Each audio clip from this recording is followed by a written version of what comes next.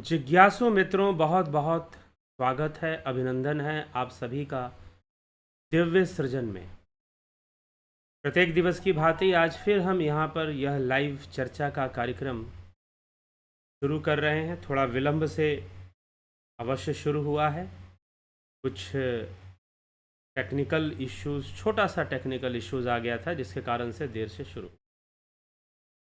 तो यह कार्यक्रम जो है हम शुरू कर रहे हैं और विषय प्रचलित है लेकिन बहुत गंभीर है। विषय क्या है? भाग्य बड़ा या कर्म बड़ा। तो भाग्य या कर्म, भाग्य बड़ा या कर्म, दोनों में बड़ा कौन है? आज हम इस विषय पर हम चर्चा करेंगे। आज हम इस विषय को समझने का प्रयास करेंगे। बहुत सारे लोग कई बार इस विषय में उलझ जाते हैं कि भाग्य को ज़्यादा महत्व दें कि कर्म को ज़्यादा महत्व दें। कई लोग कर्म करने में विश्वास करते हैं और कर्म खूब करते हैं, खूब कर्मों का तूफान खड़ा कर देते हैं। लेकिन कर्मों का तूफान खड़ा करने से नहीं होगा, क्योंकि कर्म ही बंधन है। कर्मों का तूफान खड़ा करना है तो निष्काम भावना से खड़ा करना पड़ेगा, अर्थात निष्कामता पूर्वक कर्म करना पड़ेगा। मनुष्य का जीवन उलझनों से भरा हुआ है और सबसे बड़ा उलझन, उस उलझन में यह भी एक उलझन है कि हम भाग्यवादी बने या हम कर्मवादी बने। हम भाग्यवादी बने या कर्मवादी बने। कुछ लोग जन्म कुंडली दिखाते हैं, ज्योतिषी के पास जाते हैं, ग्रह दिखाते हैं और भाग्य को जानने का प्रयास करते हैं। सबसे पहली बात तो यह है, मैं भूल जा रहा हूँ, लेकिन किसी एक दिन मुझको ये ज्योतिष के विषय पर भी वीडियो ले आना है आप लोगों के सामने। ज्योतिष एक आध्यात्म विद्या है। अगर आप ये सोचते हैं कि ज्योतिष आपका भाग्य बताएगा और वो भी अच्छा अच्छा भाग्य बताएगा कि आपके पास खूब पैसा होने वाला है, आपकी शादी बहुत अच्छी होने वाली है, कुछ लोग बस इतना ही एक्सपेक्ट करते हैं, आपका खूब नाम होने वाला है। लेकिन जीवन है, जीवन में सुख है तो दुख भी है, लाभ है, हानि है, जय है, पराजय है, यश है, अपयश है, मान है, सम्मान है।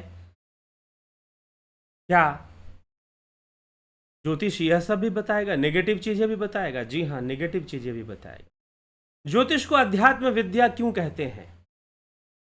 इस विषय पर वास्तव में वहां से लेना क्या है और हम लेने क्या जाते हैं, समझना क्या है और हम समझने क्या जाते हैं। हमारे ग्रह हमें कुछ समझाना चाहते हैं, वो क्या समझाना चाहते हैं उस बात को ना समझकर हम कुछ और समझना चाहते हैं, हम कुछ और देख लेना चाहते हैं, हम कुछ सारी चीज़ें पॉजिटिव देख लेना चाहते हैं, कोई मिरेकल देख लेना चाहते हैं। और कई बार समय बुरा चले तो आदमी का मन बड़ा विचलित होता है। तो हमें भाग्यवादी बनना चाहिए या कर्मवादी बनना चाहिए? और कर्मवादी बनना चाहिए तो कर्मवादी कैसे बनना चाहिए? कई प्रकार के जीवन में उलझन है। व्यक्ति कर्म करता है, मेहनत करता है, पढ़ाई लिखाई करता है, कई आशाएं होती हैं उसकी कि ऐसी लाइफ हो जाएगी तो बड़ा अच्छा हो जाएगा, तो वैसी लाइफ हो जाएगी तो भी बड़ा अच्छा हो जाएगा।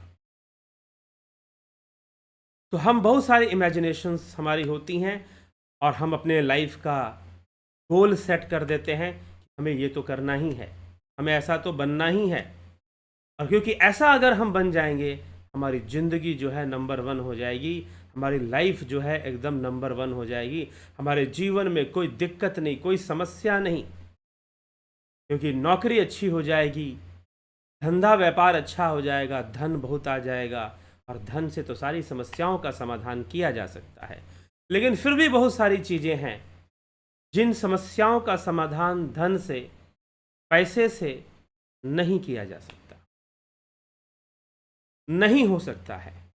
तो इसीलिए फिर जब ऐसी परिस्थितियां बनती हैं एक उम्र में, खास करके ज़्यादातर लोगों के मिडिल एज में, ज़्यादातर लोगों के मिडिल एज में जब वो 35 ईयर का एज क्रॉस करते हैं, मेहनत करते हैं, पढ़ाई करते हैं, जॉब करते हैं, पैसा कमाते हैं, लेकिन फिर भी जब उनको फील होना शुरू होता है, आई एम नॉट सेटिस्फाइड, मैं संतुष्ट नहीं हूं, मेरे जीवन में संतोष नहीं है, अभी तो बहुत कुछ ऐसा होना चाहिए जो मुझे मिलना चाहिए, अभी तो बहुत कुछ मैंने जो सोचा था वो नहीं हुआ है, पैसा तो आ गया है और अपनी मर्जी से मैंने शादी भी कर ली है, लेकिन फिर भी जो सुख की कामना मैंने की थी कि मेरे पास इतना बैलेंस आ जाएगा, करोड़ में बैलेंस आ जाएगा और अपनी मर्जी की शादी हो जाएगी।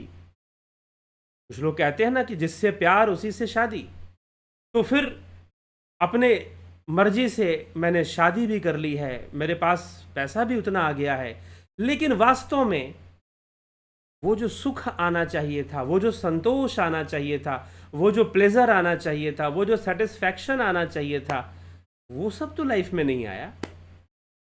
वो तो लगता है कि अब कुछ और चीज़ों को देखिए, ये जो प्रकृति है, जो माया है, आपके सामने दूसरे विकल्प रख देगी।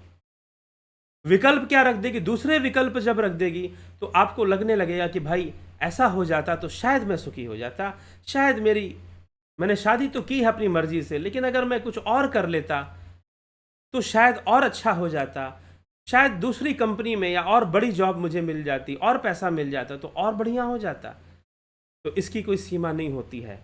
मनुष्य फिर भी असंतुष्ट अपने आप को महसूस करता रहता है। कुछ लोग तो बस असंतुष्ट और कई लोग तो बहुत ज्यादा अनलकी महसूस करते हैं। अपने हिसाब से सब कुछ करने के बाद भी, अपने हिसाब से धन कमाने के बाद भी, अपने हिसाब से मैरिज करने के बाद भी, कई बार लोग बहुत ज्यादा कंफ्यूज हो जाते हैं कि लाइफ क्या चीज, क्या चीज है लाइफ, जीवन क्या चीज है। बहुत ज्यादा कंफ्यूजन होता है। बहुत सारी चीजें होती हैं जीवन के अंदर और जीवन को चलाने वाली शक्तियां हमें चला रही होती हैं। बहुत सारी चीजें हमारे सामने आ रही होती हैं, हम तो सिर्फ बाहर बाहर देखते हैं, भीतर नहीं देखते हैं। यही समस्या है। समस्या ये है कि हम बाहरी दुनिया को जानना चाहते हैं, समस्या ये है कि हम दूसरों को जानना चाहते हैं, लेकिन हम स्वयं को नहीं जानना चाहते। हम दूसरों को जानना चाहते हैं लेकिन हम स्वयं को नहीं जानना चाहते हैं। यह हमारी विडंबना है, यह हमारा दुर्भाग्य है। तो इसलिए हमें यह विचार करना है कि ऐसा क्यों हो रहा है, क्यों जीवन में उलझन आ रही है और मनुष्य सोचता है कि भाग्य पे सब छोड़ दें या फिर कर्म करें, कर्म करने में लग जाएं या भाग्य पर सब कुछ छोड़ दें। तो कुछ लोगों को कुछ उपदेशक मिल जाते हैं, कुछ मोटिवेशनल स्पीकर आपको मिल जाएंगे, कुछ आपको मोटिवेशनल स्पीकर मिल जाएंगे। ध्यान रखिएगा, अगर आप मुझसे मोटिवेट होते हैं तो बहुत अच्छी बात है, लेकिन मैं कोई मोटिवेशनल स्पीकर नहीं हूं, क्योंकि मैं लाइफ कोच हूं। मोटिवेशनल स्पीकर मतलब पंपिंग करना, हवा भरना, ठीक है। और थोड़ी सी सुई चुभा दो, जैसे बैलून में हवा भरते हैं तो टाइ टाइ फुस सारी हवा बाहर निकल जाएगी, ठीक। मंच पे आकर माइक पकड़ के बड़ी बड़ी बातें करके चले जाने से नहीं हो जाता है। लाइफ में जो घटनाएं घट रही होती हैं, जो सिचुएशंस आ रही होती हैं, अलग अलग मनुष्य के जीवन में अलग अलग समस्याएं आती हैं, सबका अलग अलग प्रारब्ध है। जी हाँ, प्रारब्ध है, और प्रारब्ध है तो भाग्य भी है, फिर भाग्य भी है। लेकिन अब यहां पर एक बात आ जाती है कि क्या हमें भाग्यवादी बनना चाहिए, क्या हमें भाग्य पर निर्भर होकर चलना चाहिए, छोड़ देना चाहिए, जो हो रहा है होने दो, जो चल रहा है चलने दो, जो बन रहा है बनने दो, हमें कुछ नहीं करना, छोड़ दो। क्या हमें भाग्यवादी बन जाना चाहिए या क्या हमें कर्मवादी होना चाहिए? हमें पुरुषार्थ में विश्वास करना चाहिए और कर्म भी करना चाहिए। इस विषय पर चाणक्य ने अपने विचार बहुत अच्छे रखे। उन्होंने कहा कि दोनों ही होना चाहिए, आपको भाग्यवादी भी होना चाहिए और कर्मवादी भी होना चाहिए, दोनों ही होना चाहिए। क्योंकि आप ये नहीं कह सकते कि भाग्य नहीं होता, प्रारब्ध नहीं होता, लेकिन प्रारब्ध बना कैसे? प्रारब्ध बना कैसे? प्रारब्ध कैसे बना? प्रारब्ध का निर्माण कैसे हुआ? प्रारब्ध है क्या? प्रारब्ध है आपके ही संचित कर्म, जिनका फल आपको नहीं मिला है अभी तक। पिछले कई जन्मों में आपने वो कर्म किए होंगे, आपके ही संचित कर्म वो प्रारब्ध का रूप धारण कर लेते हैं और वही भाग्य बन जाते हैं। वो विवश करते हैं किसी दुख को भोगने के लिए, वह विवश करते हैं किसी कष्ट को भोगने के लिए,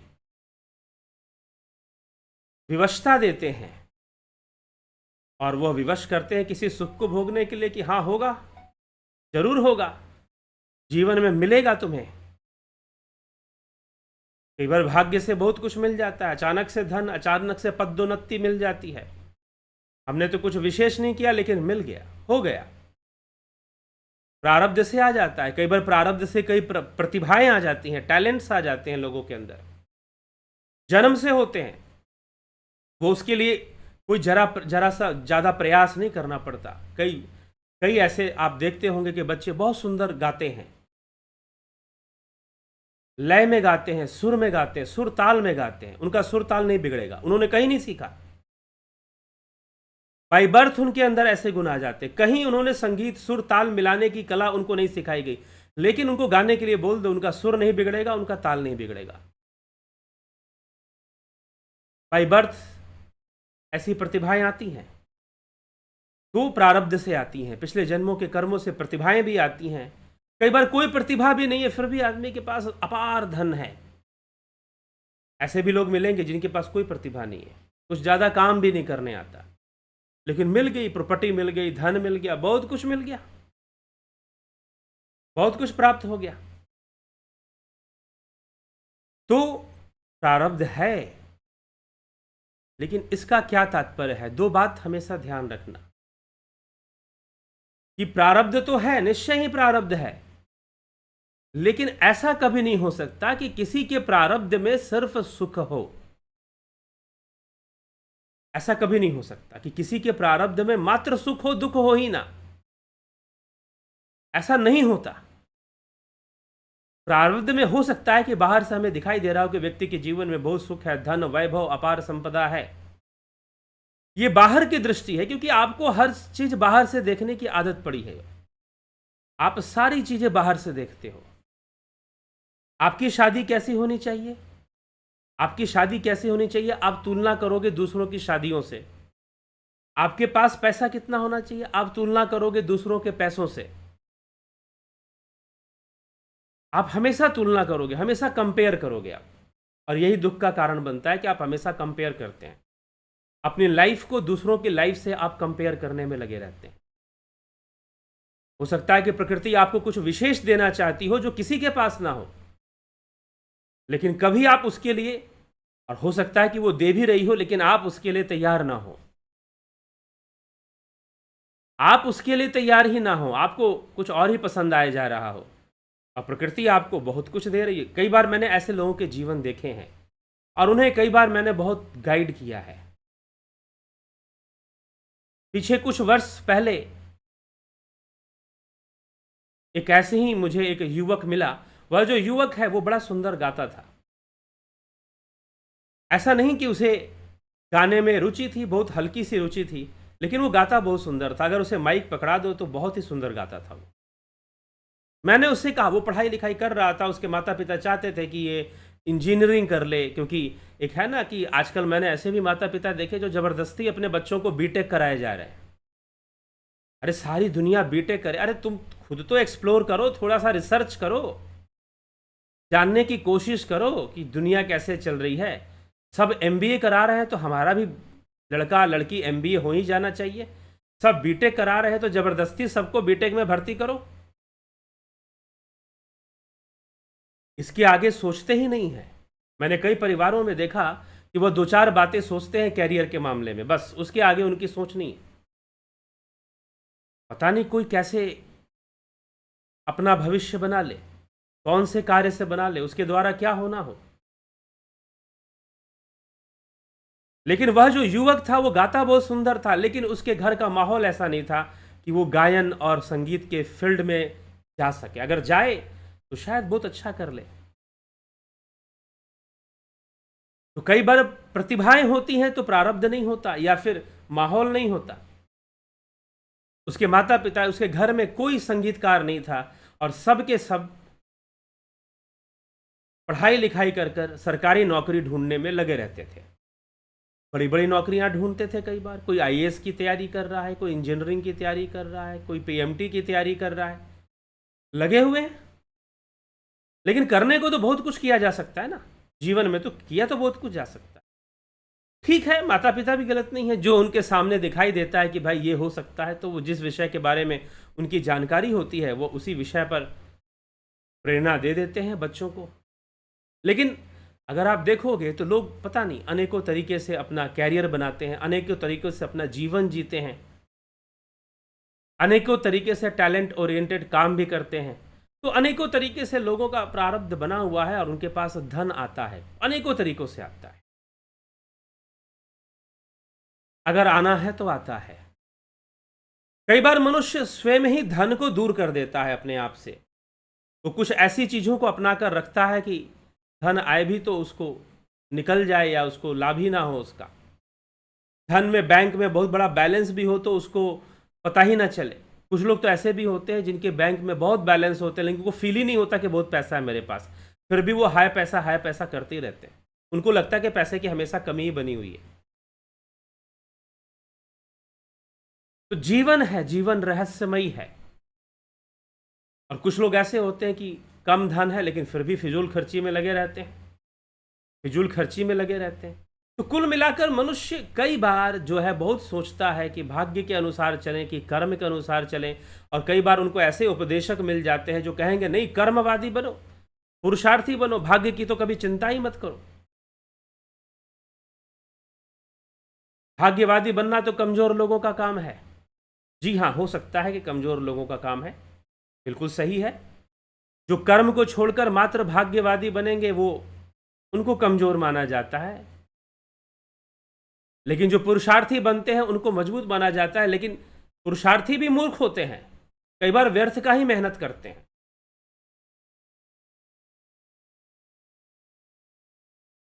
मेहनत करना बहुत अच्छी बात है। अरे भाई, मेहनत तो एक चोर को चोरी करने में भी करना पड़ता है, बिना मेहनत को तो चोरी भी नहीं होने वाली। ये कौन नहीं जानता। आजकल जो उपदेश दिया जाता है कि मेहनती बनो, मेहनती बनो, ठीक है मेहनती बनो, लेकिन मेहनत कहाँ नहीं करना पड़ता।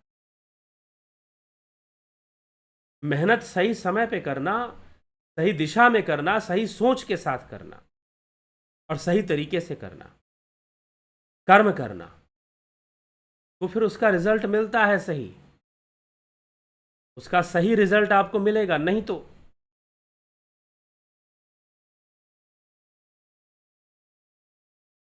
दिक्कत आएगी, फिर ठोकर लगेगा। फिर अब कोई मेहनत किए जा रहा है लेकिन मेहनत कर करके थक गया बेचारा, बोला कि लोग कहते थे मेहनती बनो, भाग्यवादी ना बनो, मैंने तो इतना मेहनत किया, इतना मेहनत किया, इतना पसीना बहाया, इतना पसीना बहाया कि पूछो मत। इतना पसीना मैंने बहाया लेकिन मैं तो कभी विकसित नहीं हो पाया, कभी धनवान भी नहीं बन पाया। रोना शुरू कर देते हैं लोग। तो देखिए, बुद्धिमानी किसमें है? बुद्धिमानी और विवेकशीलता किसमें है? विवेकशीलता और बुद्धिमानी इसमें है कि प्रारब्ध तो है आपका, भाग्य तो आपका बन के आया है, इसमें कोई संशय नहीं। प्रारब्ध तो है, तो फिर क्या कर्म करना छोड़ देंगे? ये किसने कहा कि कर्मवादी मत बनो? तो एक तरफा मत होइए। कुछ लोग कहते कि नहीं, भाग्यवादी ही बन जाओ पूरी तरह से, कर्मवादी ही बन जाओ। नहीं, मैं ये नहीं कहता, और ना श्री कृष्ण ऐसा कह रहे हैं, ना हमारे शास्त्र ऐसा कह रहे हैं। शास्त्र समझा रहे हैं कि आपका प्रारब्ध होता है भाई, पिछले जन्मों के संचित कर्मों का फल आपको मिलता है, लेकिन आपको कर्म भी करना है। क्यों कर्म करना है? क्योंकि पिछले जन्मों का संचित कर्म जो बना है, जो प्रारब्ध बना है, जो भाग्य बना है, वो कर्मों से ही बना है।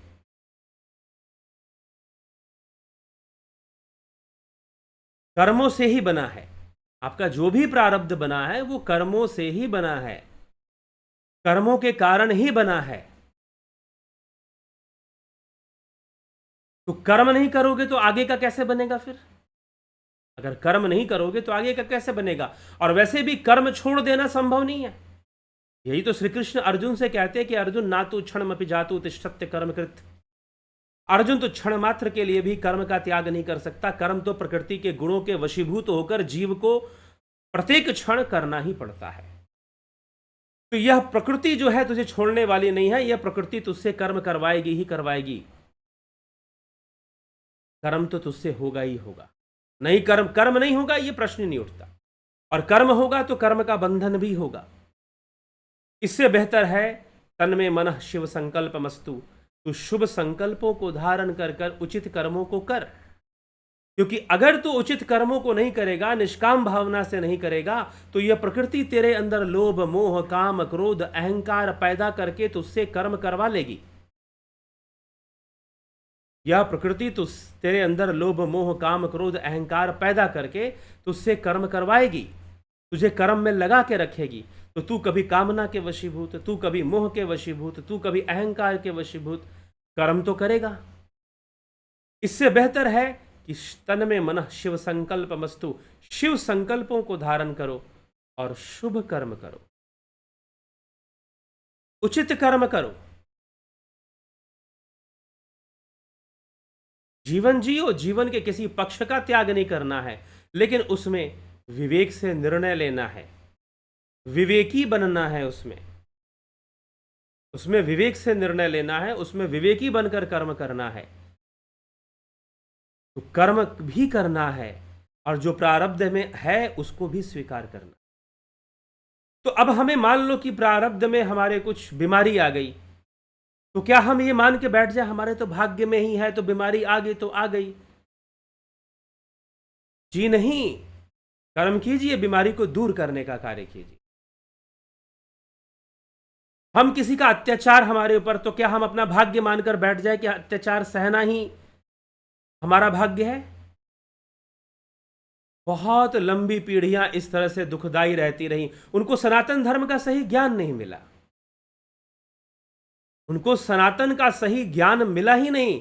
कृष्ण क्या कहना चाहते हैं ये लोगों को समझ में नहीं आया, और आज तक श्रीमद् भगवद गीता का अध्ययन एक औपचारिकता मात्र है बहुत लोगों के लिए। हम इस चैनल पर समझाते हैं, लेकिन कितने लोग देख लेते हैं, और जो देखते हैं उनमें से भी कितने लोग समझने का प्रयास करते हैं? तो पीढ़ियां, हमारे इतिहास में कई पीढ़ियां जो शोषण का शिकार हुई धर्म के नाम पर। अगर हम विदेशों की बात करें, भारत में छोड़ दीजिए, हाँ भारत में भी ऐसा हुआ, शोषण हुआ। लोगों को बता दिया गया कि तुम्हारा जन्म इस जाति में, इस कुल में, तो तुम ऐसे ही हो, तुम्हारे अंदर प्रतिभा का विकास नहीं हो सकता। क्या हुआ? और कई तो ऐसे हुए जिनका जन्म सत्यकाम, जिनका नाम उपनिषदों में आता है, उनका जन्म, वह वैश्यापुत्र थे, लेकिन फिर भी वो प्रसिद्ध ऋषि हो गए। प्रेम वशिष्ठ उर्वशी के गर्भ से जन्म लेते हैं श्राप के कारण, लेकिन श्री रामचंद्र के गुरु बन गए। विश्वामित्र एक अहंकारी महत्वाकांक्षी राजा थे, लेकिन समर्पित कर दिया अपने आप को योग के मार्ग पर, ध्यान के मार्ग पर, साधना के पथ पर। विश्वामित्र राम के गुरु हो गए। तो इसलिए कर्म से तो बहुत कुछ बदल सकता है, कर्म और गुण, इसी से तो सब निश्चय होता है। विदेशों में गॉड के नाम पर, यूरोप के अंदर, अमेरिका के अंदर, और आज भी चलता है, गॉड के नाम पर लोगों का शोषण करना। गॉड यही चाहता है। जब हम बात करते हैं कुछ ऐसे जहां पर धर्म के नाम पर हत्याएं होती हैं, युद्ध होता है, खून बहता है, जिहाद होता है, ऐसी कई चीजें होती हैं, तो अगर आप यूरोपीय देशों का इतिहास पढ़ेंगे तो भरा पड़ा है, नरसंहारों से भरा पड़ा है। यूरोपीय देशों का इतिहास नरसंहारों से भरा पड़ा है। और किस बात पर नरसंहार? कि तुम हमारे रिलीजन को स्वीकार करो, तुम हमारे रिलीजन को मानो।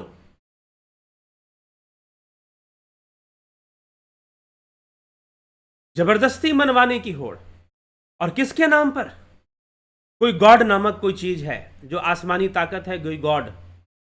भारतीय धर्म ग्रंथ और भारत जो श्रुति शास्त्र है, जो वैदिक दर्शन है, जो वैदिक शास्त्र हैं, हाँ, बाद में कुछ और ग्रंथ लिखे गए, स्मृति ग्रंथ लिखे गए, जिसमें पुराणों में की चर्चा आती है, और पुराणों में चर्चा अलग ढंग से आती है।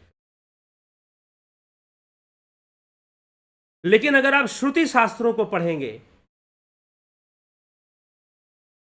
तो वो कभी किसी आसमानी ताकत पर आपको निर्भर होने की प्रेरणा नहीं देते कि हाँ उसका निर्णय, अरे वो चाहता है, कभी तो ऐसा हो रहा है। हम सही हैं, वो ऐसा चाहता है, गॉड ऐसा चाहता है, लोगों पे अत्याचार करते रहे। क्रिश्चियनिटी के नाम पर यूरोप के अंदर रोमन साम्राज्य ने, जो बाद में आया, उन्होंने बहुत शोषण किया on the name of God. On the name of God उन्होंने लोगों का बहुत शोषण किया, इसीलिए यूरोप में डार्क एज आ गया, अंधकार युग आ गया। इस कहानी को अगर पूरा सुनना चाहते हैं आप, तो फिलोसफी का जो कोर्स 20 जुलाई से शुरू होने वाला है, फिलोसफी का जो कोर्स है 20 जुलाई से शुरू होने वाला, उसको हमने पूरी कहानी सुनाई कि कैसे यूरोप के अंदर क्रिश्चियन रूल आता है, फिर डार्क एज आता है, फिर रेनेसेंस जब शुरू होता है, नव जागरण शुरू होता है, तो अगेंस्ट रिलीजन शुरू होता है, अगेंस्ट रिलीजन और एथेइज्म के साथ शुरू होता है, denial of God and Christianity के साथ। तो जो बड़े बड़े साइंटिस्ट हुए यूरोप में, बड़े बड़े फिलोसोफर हुए मॉडर्न यूरोप के अंदर, वो सब के सब रिलीजन के अगेंस्ट में थे, सब के सब रिलीजन के अगेंस्ट में थे। क्यों? क्योंकि रिलीजन के नाम पर शोषण हुआ लोगों का।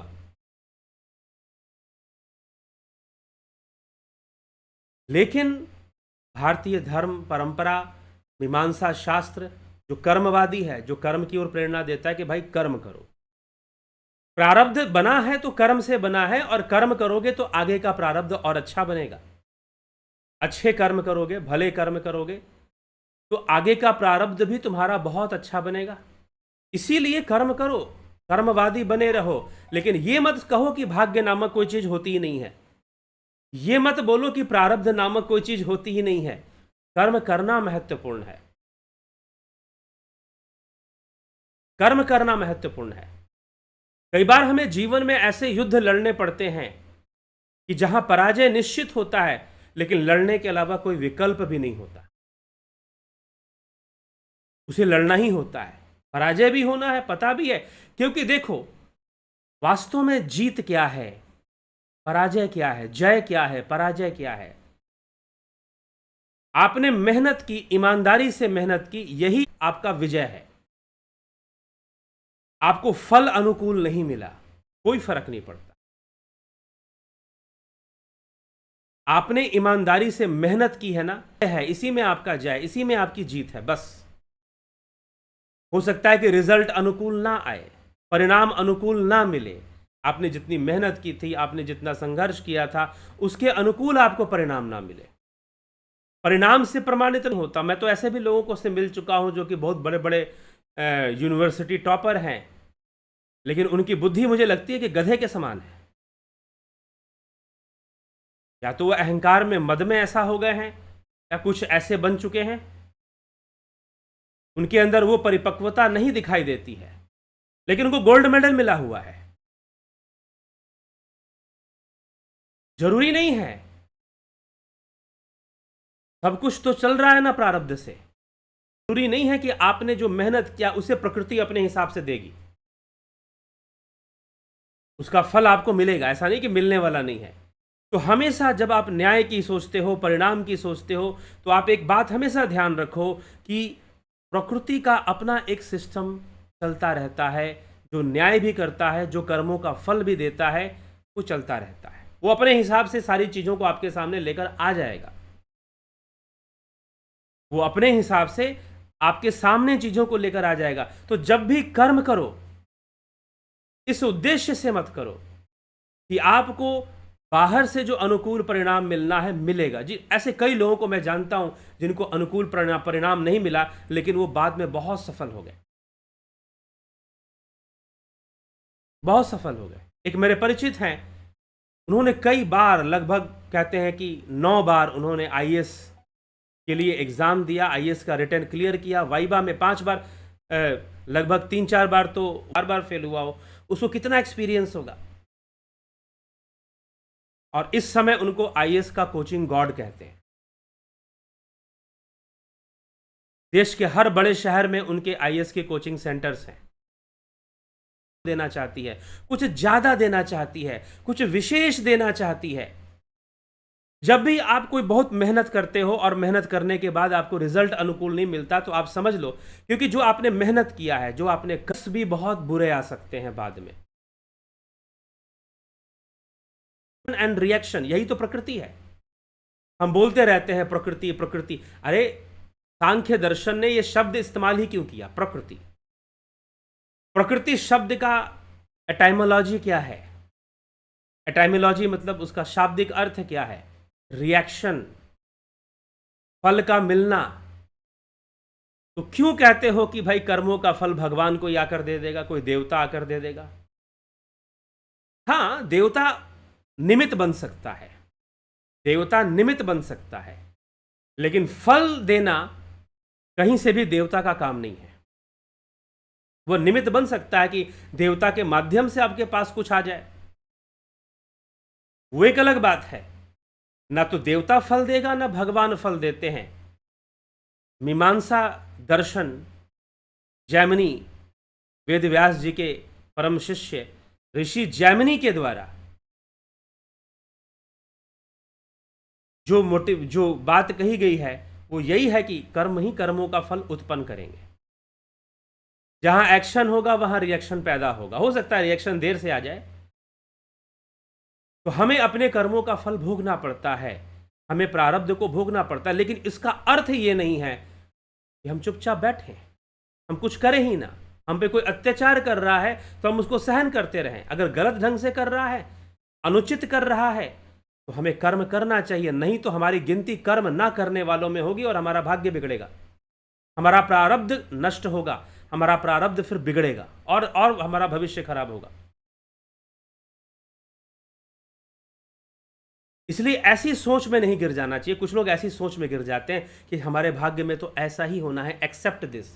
और इसमें ज़्यादातर संख्या महिलाओं की आती है। कई बार ये अच्छी बात है कि आजकल महिलाएं कुछ अलग ढंग से सोच रही हैं, लेकिन फिर भी ऐसा आता है कि शायद हमारा यही भाग्य है क्या, शायद हमें ऐसे ही नहीं।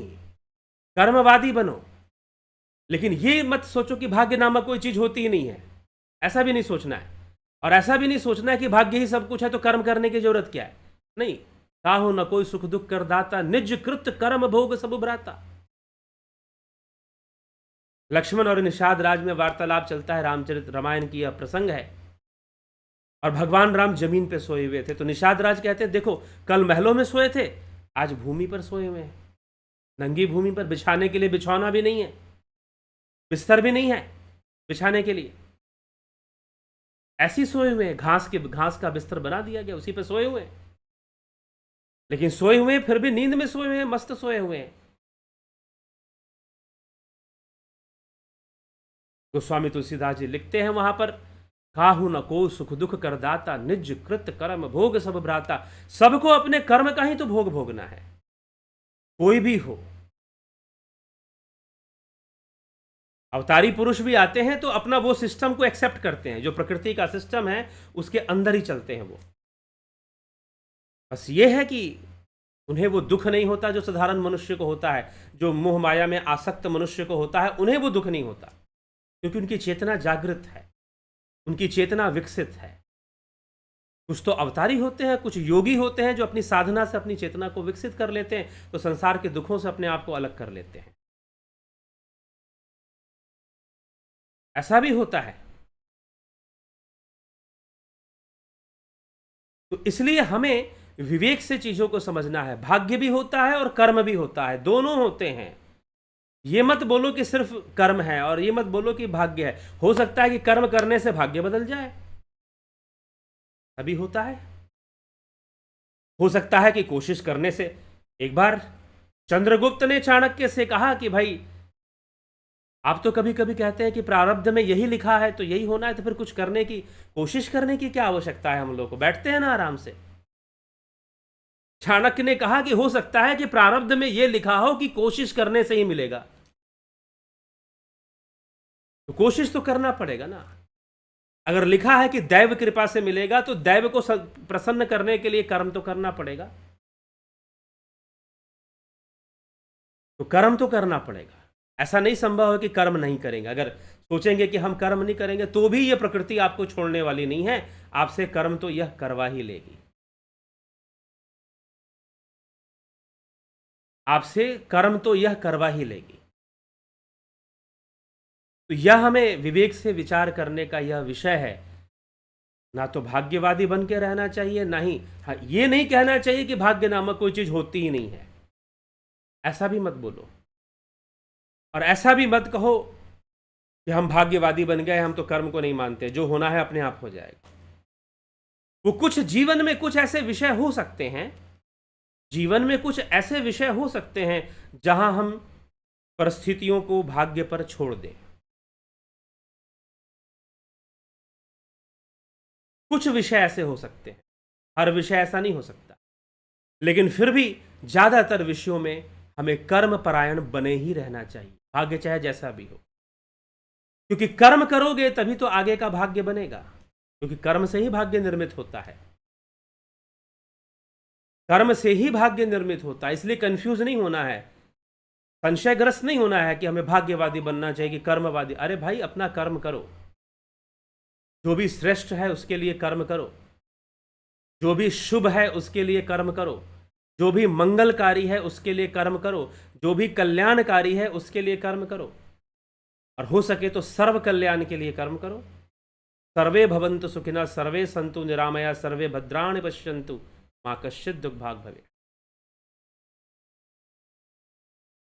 तो कर्म करना चाहिए। कई बार यह भी होता है, कई बार लोग कहते हैं कि भाई हम दुनिया थोड़ी ना बदल देंगे, विश्व में थोड़ी ना सारे लोग शांत हो जाएंगे, लेकिन फिर भी तुम विश्व शांति के लिए कर्म करो। ठीक है, प्रकृति जैसी भी है, तुम्हारा उद्देश्य पवित्र होना चाहिए, फिर भी तुम लोक कल्याण के लिए कर्म करो, फिर भी तुम श्रेष्ठ उद्देश्य के लिए कर्म करो। तो कर्मवादी होना चाहिए और कर्म करना ही चाहिए, लेकिन कर्मवादी होते हुए यह भी नहीं सोच लेना चाहिए कि भाग्य और प्रारब्ध नामक कोई चीज होती ही नहीं। अगर नहीं होती तो फिर कोई इंसान, कोई मनुष्य पौना कैसे बन जाता, कोई अत्यधिक लंबा कैसे हो जाता, कोई सुंदर कैसे हो जाता, कोई कुरूप कैसे हो जाता, और बहुत सारी चीजें जो हमें जन्म से ही मिल जाती हैं, निश्चित हो जाती है कि भाई ये तो है। तो बिल्कुल भाग्यवादी ना होना प्रकृति को चुनौती देने के बराबर है, और कोई प्रकृति से जीत नहीं सकता, ये ध्यान रखिएगा। असंभव है कि आप प्रकृति से जीत सके। तो क्या प्रकृति पे विजय प्राप्त नहीं होता? क्या योगी भी नहीं करते प्रकृति पे विजय? बिल्कुल करते हैं, लेकिन वो कैसे करते हैं? लड़के नहीं करते, ट्यूनिंग बनाते हैं, ट्यूनिंग। अगर आपको गाड़ी सीखना है, अगर आपको घुड़सवारी सीखना है, तो क्या करोगे? घोड़े के साथ लड़ोगे क्या? आप चाहते हो घोड़ा आपके कंट्रोल में आ जाए और जैसे दौड़ाऊं वैसे दौड़े? जी नहीं, ट्रेनिंग लेनी पड़ेगी, ट्यूनिंग बनाना पड़ेगा। घोड़े की साइकोलॉजी के साथ आपकी साइकोलॉजी का ट्यूनिंग होना पड़ेगा, और जब ट्यूनिंग हो जाएगा, आप देखते हो ना, जो पेट्स होते हैं, डॉग वगैरह होते हैं, जो जो जो उनके मालिक होते हैं, ऑनर होते हैं डॉग्स के, वो डॉग को कुछ बोलना नहीं है, ऐसे हाथों से इशारा करना है, वो डॉग समझ जाता है कि मेरा मालिक क्या बोल रहा है। एक साइकोलॉजिकल ट्यूनिंग दोनों के बीच में काम करती है। तो वैसे ही नेचर के साथ हमें ट्यून होना पड़ता है, नेचर को समझना पड़ता है, और समझकर, इसके सूक्ष्म रहस्यों को समझकर योगी यही काम करते हैं। और जब ये काम कर लेते हैं तो उनके अंदर सिद्धियां, प्रकृति उनको सिद्धियां दे देती है, प्रकृति उनको शक्तियां दे देती है। लो भाई, तुमने वो साधना की है, तुमने वो ट्यूनिंग बनाई है, तो तुम जानो। और कुछ वास्तव में सिद्धियां क्या है? सिद्धियां लोग सोचते हैं कि भाई कोई देवी देवता प्रकट होंगे, सिद्धि देके चले जाएंगे। नहीं, आप योग सूत्र पढ़िए, सिद्धियां क्या है? सिद्धियां आप इस प्रकृति के रहस्य को जितना जानोगे, जितना समझोगे और जितना इसके साथ तारतम्यता स्थापित करोगे, तारतम्यता मतलब ट्यूनिंग बनाओगे, आप नेचर की पावर को उतना यूज कर पाओगे, आप प्रकृति की शक्तियों को उतना प्रयोग में ले पाओगे, सूक्ष्म शक्तियों को समझोगे कि प्रकृति की शक्तियां कैसे काम करती हैं, स्थूल रूप से भी काम करती हैं, सूक्ष्म रूप से भी काम करती हैं। जैसे कि क्लासिकल फिजिक्स होता है, क्वांटम फिजिक्स होता है, तो हमारा माइंड भी क्वांटम फिजिक्स की तरह कई बार काम करता है। हमारा माइंड भी क्वांटम फिजिक्स की तरह काम करना शुरू कर देता है। जो इम्पॉसिबल है वो भी पॉसिबल करने की क्षमता माइंड में आ जाती है, अगर वो कॉन्सेंट्रेट कर जाए, एकाग्र हो जाए। तो प्रकृति के साथ युद्ध नहीं किया जा सकता, यह ध्यान रखेगा। उसके साथ तारतम्यता स्थापित होती है, उसको समझना पड़ता है, जानना पड़ता है कि प्रकृति हमें किस ढंग से क्या दे रही है। तो कुछ विशेष प्राप्त होता है जीवन में। जो लोग ऐसा जान जाते हैं उन्हें जीवन में निश्चय ही विशेष उपलब्धियां होती हैं। तो इसीलिए जीवन को जीना है तो दोनों ही बातों को रखना है। प्रारब्ध भी होता है, भाग्य भी होता है, कर्म तो करना ही पड़ेगा, कोई विकल्प नहीं है। भगवान कृष्ण ने अर्जुन से कहा कि कर्म तो तुम्हें करना ही पड़ेगा। अब भगवान 6ठे अध्याय में अर्जुन को कहते हैं कि अर्जुन पूछता है कि अगर मैं योग भ्रष्ट हो गया या फिर मेरी योग की पूर्णता नहीं हो पाई और मैं मृत्यु को प्राप्त हो गया तो क्या मेरा क्या होगा? तो भगवान, तभी तो प्रारब्ध बनेगा ना। भगवान ने कहा कि तूने जितना भी योग किया है वो कभी व्यर्थ नहीं जाएगा। साधना संपत्ति का निर्माण होगा, और साधना संपत्ति वो संपत्ति है जो मृत्यु के बाद भी आपके साथ जाएगी। बाकी हर संपत्ति यहीं रह जाएगी, लेकिन साधना संपत्ति जो है वो मृत्यु के बाद भी आपके साथ जाएगी।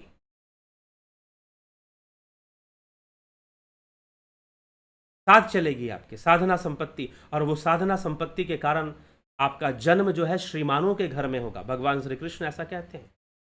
साधना संपत्ति के कारण देवलोक में भी जाना, सुख प्राप्त होगा, स्वर्ग का भी, देवलोक का भी, और फिर जन्म भी होगा, क्योंकि देवता भी तो नश्वर हैं। फिर दोबारा तुम्हारा जन्म होगा और श्रीमानों के घर में जन्म होगा। हो सकता है कि तुम्हारा जन्म किसी योगी के घर में हो जाए, जहां पर योग साधना का पूरा माहौल मिले और तुम उसमें आगे बढ़ पाओ। तो ऐसा भी हो सकता है। तो प्रारब्ध तो बन गया ना, भाग्य तो बन गया ना। इस जन्म में अगर साधना की तो साधना संपत्ति से भाग्य बन गया। 6ठे अध्याय में भगवान कृष्ण समझा रहे हैं इस बात को। तो प्रारब्ध तो होता है, ऐसा नहीं कि प्रारब्ध नहीं होता है, लेकिन कर्म ना करो ऐसी शिक्षा हमारे शास्त्र नहीं देते। कर्मवादी भी बने रहो और भाग्य का भी चिंतन करते रहो। भाग्य भी होता है, प्रारब्ध भी होता है, उसे स्वीकार भी करना पड़ता है हमें। लेकिन कुछ कष्ट है तो उसे मात्र प्रारब्ध मानकर स्वीकार करना और कोई कर्म ना करना उसके प्रति, ऐसा भी नहीं होता। कर्म करना पड़ता। हो सकता है सफलता ना मिले। देखिए, कर्म की सफलता किसमें है? कर्म की सफलता इस बात में नहीं है कि परिणाम क्या होगा। कर्म की सफलता बस इस बात में है कि आपने ईमानदारी से कर्म किया है, आपने ईमानदारी से मेहनत किया। बहुत सारे हमारे स्वतंत्रता सेनानी हुए, उन्होंने इस देश को आज़ाद कराने के लिए बहुत कुर्बानियां दी, उन्होंने बहुत मेहनत की, लेकिन वो कभी स्वतंत्रता देख नहीं पाए। उनकी मृत्यु हो गई, उनको फांसी की सजा हो गई। खुदीराम बोस, भगत सिंह, चंद्रशेखर आजाद, ऐसे बहुत सारे हुए, सुभाष चंद्र बोस। तो वो इस देश को आजाद होते हुए नहीं देख पाए। लेकिन क्या उनका कर्म असफल हो गया? क्या उनका कर्म व्यर्थ हो गया? जी नहीं, ना हमारे लिए और ना उनके लिए। इसलिए कर्म की सफलता कभी रिजल्ट में नहीं होती। कर्म की सफलता कभी परिणाम में नहीं होती कि आपको क्या परिणाम मिलने वाला है, क्योंकि आप पहले ही परिणाम फिक्स कर लेते हो कि रिजल्ट आना चाहिए। और कई बार रिजल्ट नहीं आया था, लोग सुसाइड भी कर लेते हैं, आत्महत्या भी कर लेते हैं। कई बार ये रिश्ते नातों में, अफेयर वगैरह में, और कई बार उनको नौकरी ना लगी, आईआईटी क्लियर नहीं हुआ, कुछ कूद गए, जंप कर गए। कई लोग हैं ऐसे डिसीजन लेते हैं, सुसाइड करते हैं। अरे हो सकता है तुम्हारे लाइफ में उससे बेहतर लिखा हो, तुम्हारा प्रारब्ध उससे बेहतर देने वाला हो, प्रकृति तुमसे उससे उससे बेहतर तुम्हें देने वाली हो, बहुत कुछ हो सकता है। तो इसीलिए कर्म की सफलता पे एक बात नोट डाउन कर लीजिए, जितने भी स्टूडेंट हैं, युवा हैं, और निश्चय ही ये वीडियो युवाओं तक पहुंचा दीजिए अगर आप युवा नहीं हैं तो। कर्म की सफलता सिर्फ ईमानदारी से कर्म करने में है, परिणाम में नहीं है। कर्म की सफलता सिर्फ और सिर्फ ईमानदारी से कर्म करने में है। हो सकता है कि आपने ईमानदारी से खूब मेहनत किया, खूब कर्म किया, लेकिन फिर भी जो उचित परिणाम था वो आपको नहीं मिल पाया। इसका मतलब ये नहीं कि नहीं मिलेगा, आपके द्वारा किया गया कर्म बस व्यर्थ चला गया, नहीं। हो सकता है कि उस परिणाम तक आप ना पहुंचे, आपसे प्रेरित होकर कोई दूसरा पहुंच जाए। ऐसी कई घटनाएं हैं इतिहास में। वैज्ञानिकों का एक इतिहास है। कोपरनिकस ने हेलियोसेंट्रिक यूनिवर्स के बारे में बताया, उसको मरवा दिया गया, क्योंकि क्रिश्चियनिटी में, ईसाइयत में हेलियोसेंट्रिक यूनिवर्स की एक्सेप्टेंस नहीं था। हेलियोसेंट्रिक यूनिवर्स मतलब सूर्य है, सौरमंडल है जिसमें बीच में सूर्य है और ग्रह चारों ओर घूमते हैं, नहीं। बाइबल कहती है कि नहीं, सूर्य पृथ्वी की परिक्रमा कर रहा है। कोपरनिकस ने कहा कि नहीं, तो बाइबल को मानने वालों ने, चर्च को मानने वालों ने कोपरनिकस को मरवा दिया, उसकी हत्या करवा दी, उसको बहुत प्रताड़नाएं दी, प्रताड़ित किया उसे बहुत अधिक, और बाद में उसकी हत्या भी करवा दी। कई दार्शनिकों को मारा गया। तो इस तरह से किया गया, लेकिन क्या वो सफल नहीं हुए? आज साइंस कितना डेवलप्ड है, आज विज्ञान के सामने भी जो बड़े बड़े धर्माचार्य हैं उनको भी वैज्ञानिक और विज्ञान के सामने झुकना पड़ता है। तो इसीलिए कोपरनिकस को पूरी सफलता ना मिली हो, लेकिन उससे प्रेरित हो गया कोई, गैलीलियो प्रेरित हो गया। गैलीलियो ने ठेका ले लिया कि मैं लड़ूंगा, मैं हेलियोसेंट्रिक यूनिवर्स प्रमाणित तथ्य है और मैं इसी को मानूंगा कि पृथ्वी सूर्य की परिक्रमा कर रही है, ना कि सूर्य पृथ्वी की परिक्रमा कर रहा है, मैं इसी को मानूंगा। गैलीलियो को भी बहुत कुछ झेलना पड़ा, नगर बंद रहना पड़ा कई दिनों तक, कई वर्षों तक। नगर छोड़कर बाहर जाने की इजाजत उसे नहीं थी। अंत में उसकी भी हत्या कर दी गई। सबसे पहले गैलीलियो ने ग्रेविटी, जैसे ही आप ग्रेविटी सुनते हैं तो आपको न्यूटन का नाम याद आता है, नहीं, gravity, concept of gravity Galileo ने दिया था। जो विज्ञान पढ़ रहे हैं वो जानते हैं, भली बात है, लेकिन कई लोग ये नहीं जानते। तो गैलीलियो को मरवा दिया गया, लेकिन क्या उनके कर्म व्यर्थ चले गए? सफलता मिलती गई, वैज्ञानिक आते गए, वह विज्ञान को समझते गए, और विज्ञान का बहुत विकास हो गया। आज के समय में बहुत विकास हो चुका है, बहुत डेवलप हो चुका है। लेकिन ये विज्ञान और धर्म की जो लड़ाई थी, ये हमारे देश में नहीं थी। हमारे देश में तो हमारे ऋषि मुनि ही वैज्ञानिक हुआ करते थे, जैसे चरक हो गए, वाघभट्ट हो गए, सुश्रुत हो गए, आर्यभट्ट हो गए। धर्म और विज्ञान का झगड़ा हमारे देश में था ही नहीं, और अगर कोई धर्म और विज्ञान का झगड़ा करवा रहा है तो उसे सही से सनातन धर्म का ज्ञान अभी नहीं हुआ है। कोई ये कह रहा है कि धर्म ऐसा कहता है, विज्ञान ऐसा कहता है, धर्म आस्था से चलता है, विज्ञान एक्सपेरिमेंट से चलता है। ये सनातन धर्म में ऐसी बातें नहीं होती। सनातन धर्म भी आस्था और एक्सपेरिमेंट दोनों से चलता है, ध्यान रखिएगा, और लॉजिक से भी चलता है सनातन धर्म। आपने अध्ययन नहीं किया है अभी सनातन धर्म का, उचित अध्ययन नहीं हुआ है अभी, इसका मतलब ये। अगर आप ये कहते हो कि सनातन धर्म सिर्फ आस्था से चलता है तो आपका उचित, हाँ आस्था होती है, वही बात यहां पर भी आ गई कि भाग्य बड़ा या कर्म, आस्था बड़ी या तर्क बड़ा या अनुसंधान बड़ा? बड़ा कौन सा है? अरे किसी को जानोगे, ये तुलसीदास ने यही तो रामचरितमानस में समझाया है। लेकिन लोग रामचरितमानस गाएंगे, बजाएंगे, ताली बजाएंगे, ढोलक बजाएंगे, गा पीट के सब खत्म कर देंगे। तुलसीदास जी साफ साफ लिखते हैं कि जाने बिनु ना होए प्रतीति, बिनु प्रतीति होए नहीं प्रीति, बिनु प्रीति ना भक्ति दृढ़ाए, जिमि खगपति जल की चिकनाई। कि जाने बिनु ना होए प्रतीति, बिना ज्ञान के विश्वास नहीं होता, तो फिर आस्था कहां से आ गई बीच में?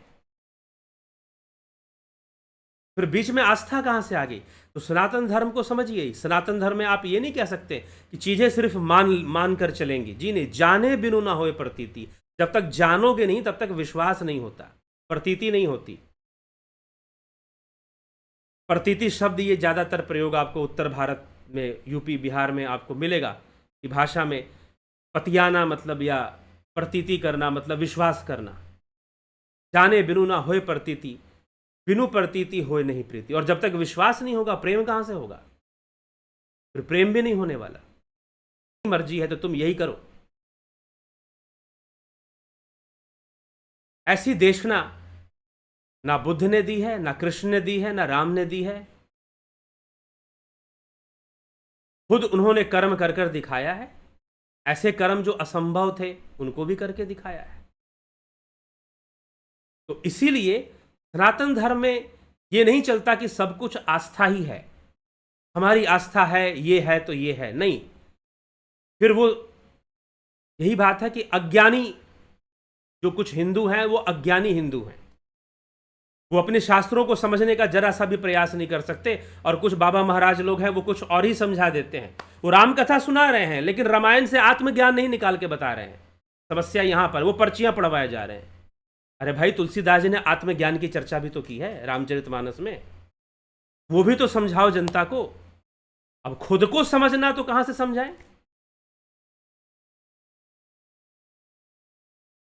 तो इसलिए हमें विचार करना चाहिए, अंध भेड़ चाल में नहीं चलना चाहिए। और ये सच्ची घटना है।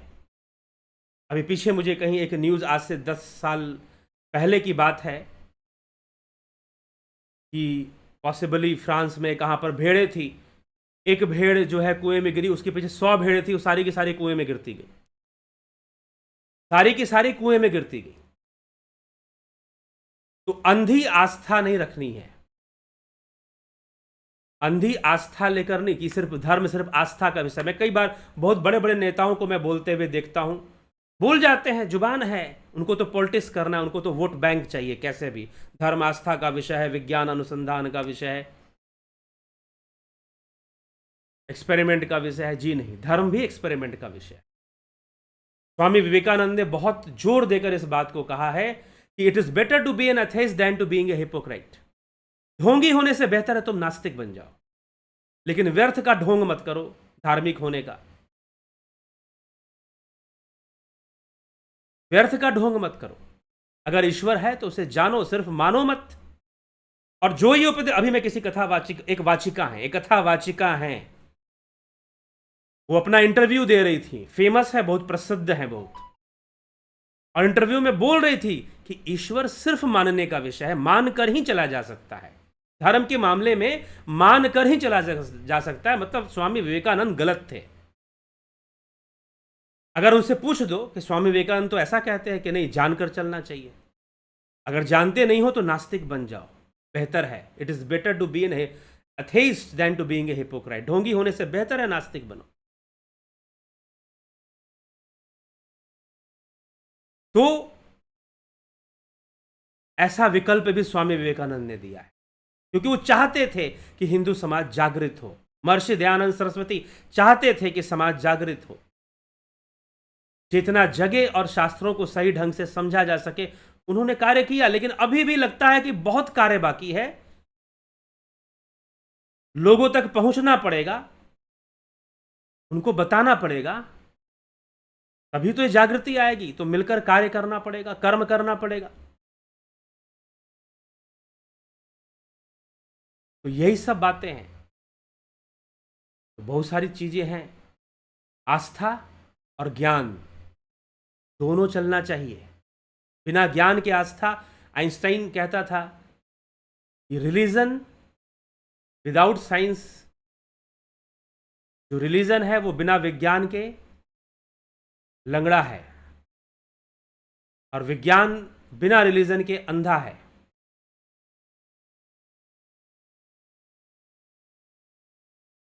Religion without science is paralysed, paralyse हो चुका है, अंधकार युग ला देगा।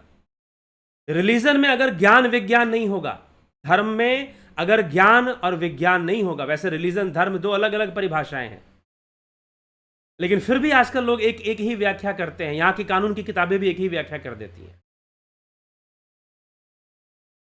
तो अगर रिलीजन के साथ ज्ञान विज्ञान नहीं जुड़ा होगा तो वो पैरालाइज हो जाएगा, वो लंगड़ा हो जाएगा, पंगु हो जाएगा वो, और अंधकार लाएगा, अंधकार फैलाएगा, अंधविश्वास को फैलाएगा।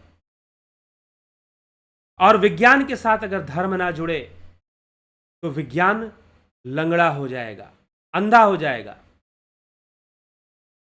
आगे नहीं बढ़ पाएगा, जीवन में कुछ कर नहीं पाएगा, विज्ञान की उन्नति नहीं हो पाएगी सही से, और मशीनी दुनिया तो बनेगी लेकिन जीवन में मनुष्य के सुख नहीं आएगा। आज हमने मशीनों की दुनिया तो बना दी है, लेकिन फिर भी मानवीय चेतना तो वहीं पर है ना। इसीलिए अरविंदो, श्री श्री अरविंदो कहते थे कि अगर हमें वसुधैव कुटुंबकम का लक्ष्य पूरा करना है तो कम से कम 75% विश्व की जनता योगी बन जाए। अरविंदो, श्री श्री अरविंदो ने कहा था कि 75% जो वर्ल्ड पॉपुलेशन है उसको योगी बनना पड़ेगा। अगर वो योग का मार्ग अपना ले, इंटीग्रल योगा, इंटीग्रल वेदांता का उपदेश उन्होंने दिया था, फिलॉसफी दी थी, उनको योगी बनना पड़ेगा। अगर वो योगी बन जाएं तो अपने आप वसुधैव कुटुंबकम हो जाएगा, क्योंकि एक योगी ही वैसी भावना रख सकता है। चेतना विकसित हो जाएगी, ज्ञान विकसित हो जाएगा। तो जरूरत है बातों को समझने की। इसीलिए झगड़ा मत कीजिए कि भाग्यवादी बनना है कि कर्मवादी बनना है, दोनों को अपनाना है। प्रारब्ध भी है और कर्म भी हमेशा करते रहना है। सही दिशा में श्रेष्ठ उद्देश्य के लिए कर्म भी हमेशा करते रहना है। ठीक है, तो चलिए हम आगे बढ़ते हैं। आपकी टिप्पणियां भी हैं बहुत सारी, देख लेते हैं। हीरालाल यादव, नरेंद्र माकुड़े जी, उषा श्रीवास्तव जी, शिखर शर्मा जी, संतोष कुमार जी, गोविंद प्रसाद नीमा, विनोद सूद, विनोद केसु, दिनेश भाई डाबी, किशोर वैद्य, विष्णु चंद्र मौर्य, अमन कक्कर, नूतन भट्ट जी, रूपलाल विश्वकर्मा, राजू पाल, तीरथ दास साहू, जय श्री राम, जय श्री कृष्ण, श्वेता राय सिन्हा, चितरंजन बरुआ, राम विलास जी, गोविंद प्रसाद कोरी, सौरभ मेहरा, पलकधारी राजभर, व्यास सिंह,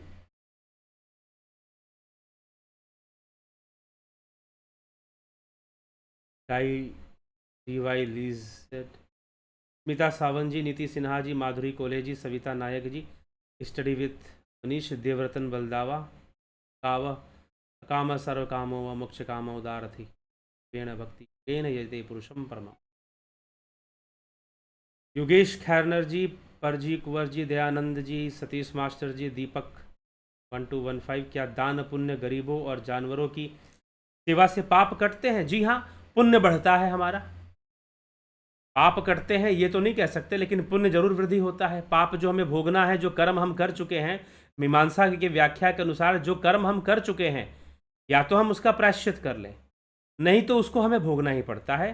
हाँ, अगर हम पुण्य करेंगे, गरीबों और जानवरों को जो जरूरतमंद है उनकी सेवा करते हैं, तो हमारा पुण्य वृद्धि जरूर होगा, इसमें कोई संशय नहीं। विमला शाह जी, खिम सुनार जी, ईशा खिम सुनार, एके त्यागी, बबीता धीमान, मृदुला कुमारी, एके भट्ट जी, सौरभ मेहरा,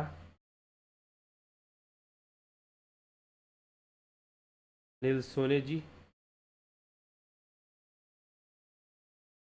नाम गुरु जी, अनिल सोनी, बलवंत सिंह गोहिल, जय श्री राम। सौरभ, उन्हें अपने स्वरूप का ज्ञान होता है जन्म से। जी हाँ, अवतारी पुरुषों, ठीक, उन्हें अपने स्वरूप का ज्ञान।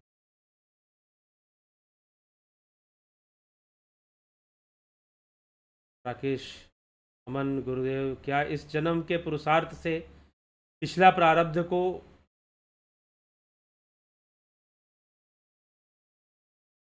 क्या इस जन्म के पुरुषार्थ से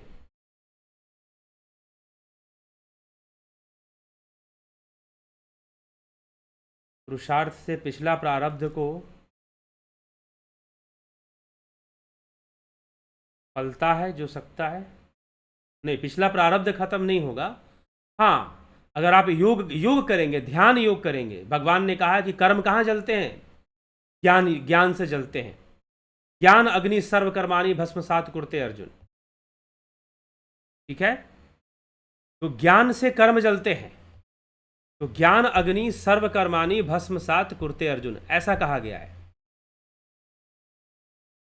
ठीक है, तो जब ज्ञान अग्नि जब प्रकट होगी, जब ध्यान योग से जुड़ोगे, जब आध्यात्मिक विद्या से जुड़ोगे, परा विद्या से जुड़ोगे, तो फिर ये बात समझ में आएगी, ऐसे समझ में नहीं आएगी।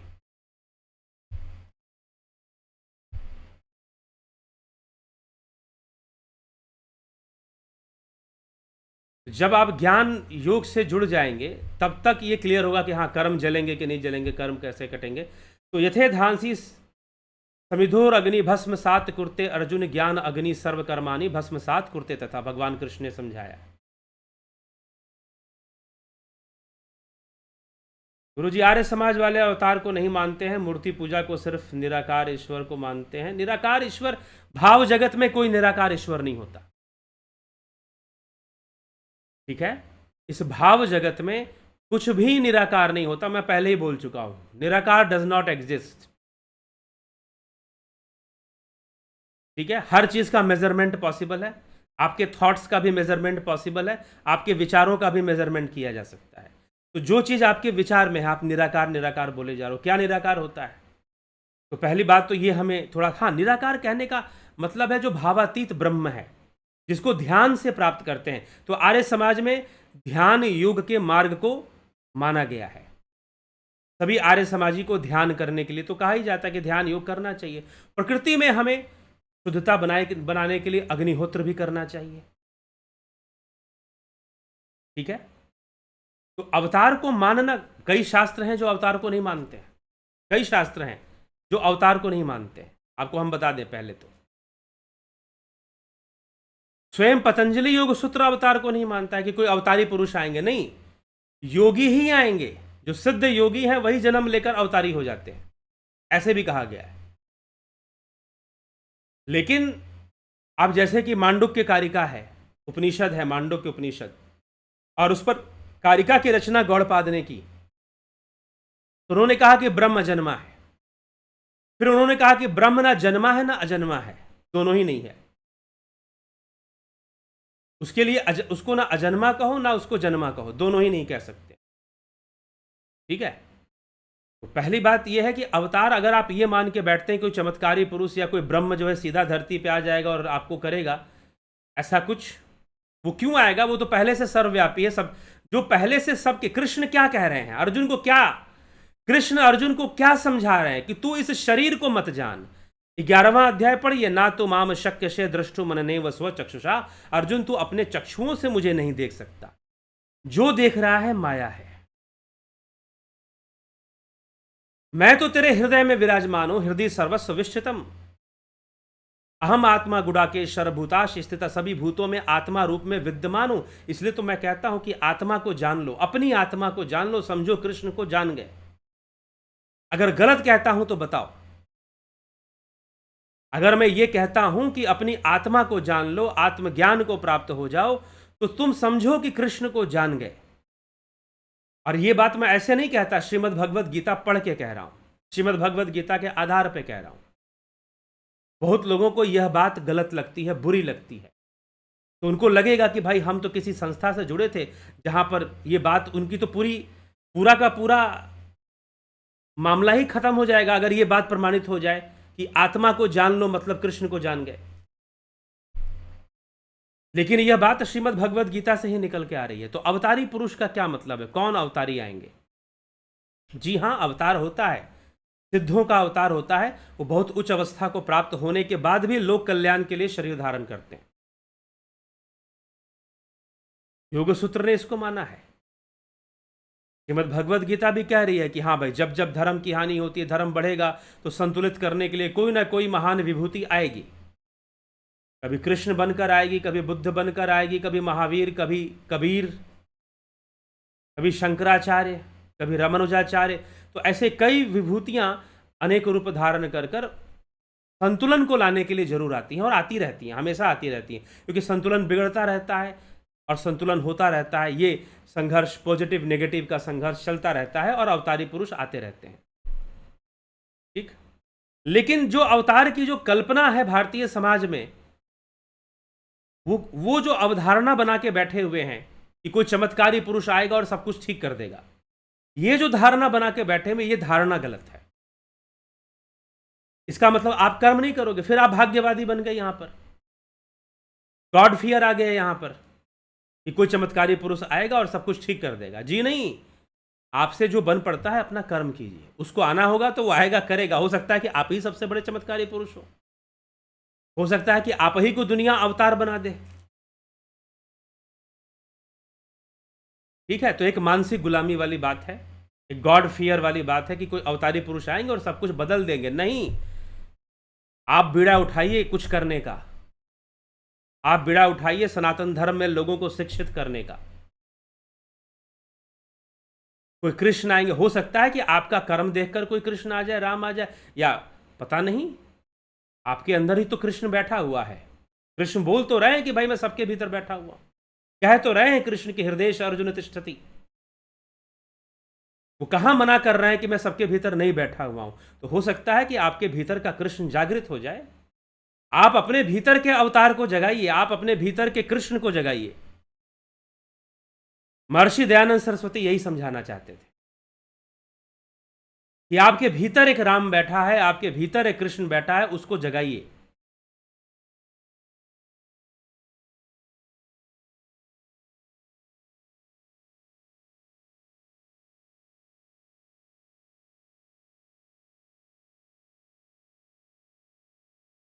ठीक है, सौरभ भाई, त्रिपदी विभूति महारामायण पढ़ो, उसमें उपनिषद है, सगुण सकल अवतार की चर्चा कई शास्त्रों में मिलती है, लेकिन अलग अलग ढंग से मिलती है। कर्म को कभी नहीं त्याग सकते, कर्म करना पड़ेगा, ये प्रेरणा भगवान कृष्ण ने दी है। तो कोई अवतारी चमत्कारी पुरुष आए चाहे ना आए, आपके द्वारा जो हो सकता है वो कर्म करते चलिए। सुभाष लांडे जी, सौरभ मेहरा,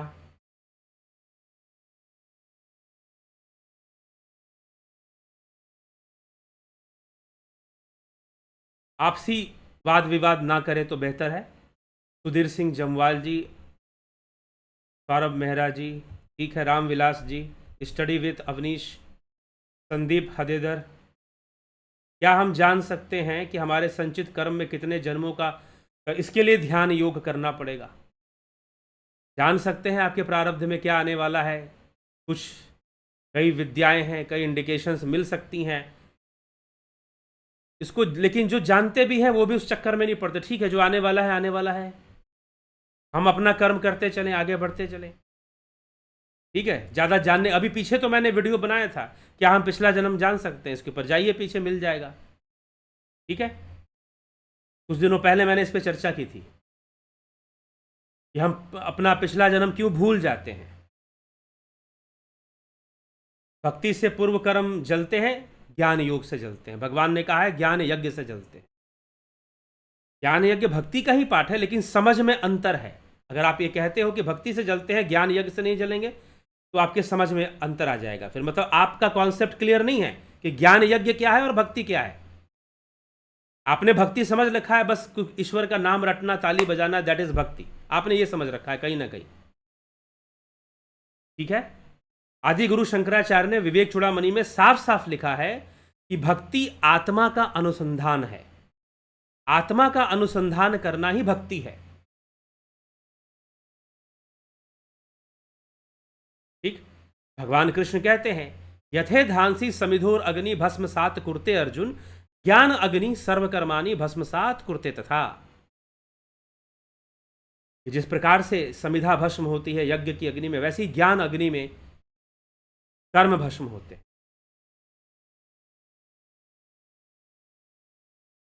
गुरु जी चतुर्श्लोकी भागवत में उसमें बोला है कि मैं कार्य रूप हूं, कार्य रूप से सभी में प्रविष्ट भी हूं और कारण रूप से उनमें प्रविष्ट भी नहीं हूं। तो दोनों बात मान्य है या नहीं? मान्य है। क्यों नहीं मान्य है? इसके लिए आपको सत्कार्यवाद समझना चाहिए, सांख्य दर्शन का। कार्य कारण सिद्धांत। ठीक है, तो चलिए विराम देंगे हम, और 20 जुलाई से ध्यान योग का कोर्स शुरू हो रहा है। अगर आपको इसे ज्वाइन करना है तो 9661802459 पर व्हाट्सअप मैसेज करके इसकी जानकारी लीजिए और ज्वाइन कर सकते हैं। प्राकृतिक चिकित्सा का कोर्स भी 20 जुलाई से शुरू होगा, और ये फिलॉसफी का कोर्स भी 20 जुलाई से शुरू होगा।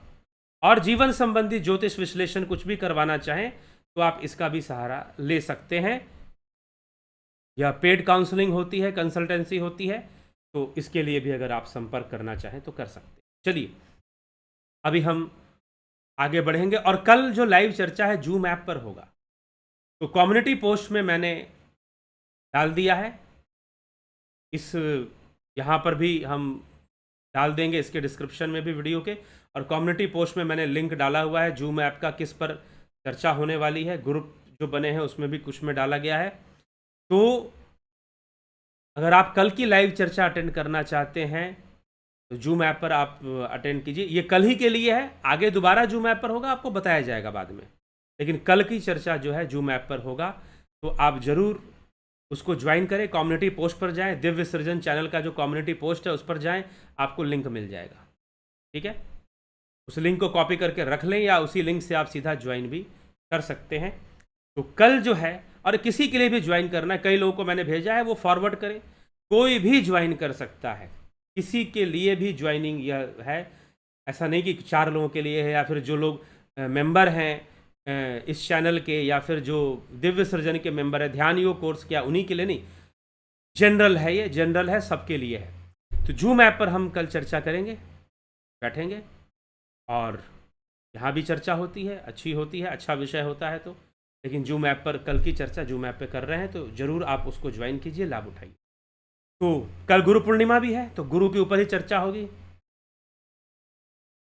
और जो घटनाएं घटती हैं उन पर भी चर्चा होगी। इन सब विषयों पर हम चर्चा करेंगे। चलिए ठीक है, तो अभी विराम देते हैं। बहुत बहुत आभार आप सभी का। सभी को ओम तत्सत।